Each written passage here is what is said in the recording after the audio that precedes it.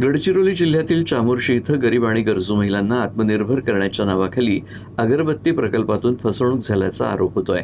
2020 साली नगरपंचायतीमध्ये एका नगरसेवक दाम्पत्यानं महिलांना रोजगाराचं आमिष दाखवून कर्ज काढायला लावलं, मात्र प्रत्यक्षात कोणताही लाभ न झाल्यानं आता त्या महिलांवरच कर्जफेडीची वेळ आली आहे। न्यायाच्या मागणीसाठी पीडित महिलांनी जिल्हाधिकारी कार्यालयासमोर बेमुदत उपोषण सुरू केलं आहे।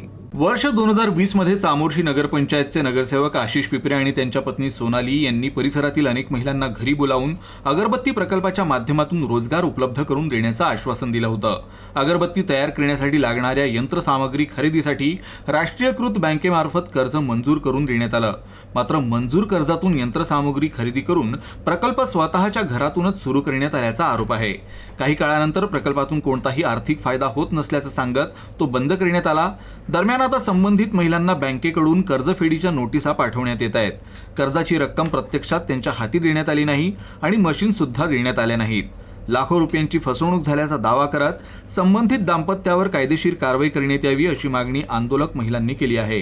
या मागणीसाठी महिलांनी 23 फेब्रुवारीपासून जिल्हाधिकारी कार्यालयासमोर बेमुदत उपोषण सुरू केलं असून उपोषणाच्या दुसऱ्या दिवशी 2 महिलांची प्रकृती खालावल्यानं त्यांना जिल्हा रुग्णालयात दाखल करण्यात आलं आहे। मागणी आहे की या प्रकल्पाची निर्मिती करणारा आशिष पिपरे आणि त्यांनी स्थापन केलेले कंपन्या दोन्ही शिवम इंडस्ट्री आणि आर.एन. ट्रेडिंग कंपनी यांची CIT चौकशी व्हावी आणि CBI चौकशी होऊन या सर्व महिलांना न्याय मिळावा अशी मी विनंती करतो। कारण ह्या रोजंदारीवाल्या महिला आहेत, शेतमजूर आहेत, कामगार आहेत, यांच्या घरी कोणत्याही प्रकारची आवक नसताना ह्या आज आपले कामधंदे सोडून रोजी सोडून इथं बसलेले आहेत। 2 दिवस झाले।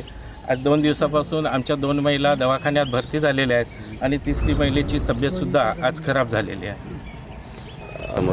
सरकार जेव्हापर्यंत दखल घेणार नाही तेव्हापर्यंत हा आमरण उपोषण सुरूच राहील आणि त्यानंतर मग समोरचा पर्याय घेऊन आम्हाला काहीतरी कारवाई करावी लागेल।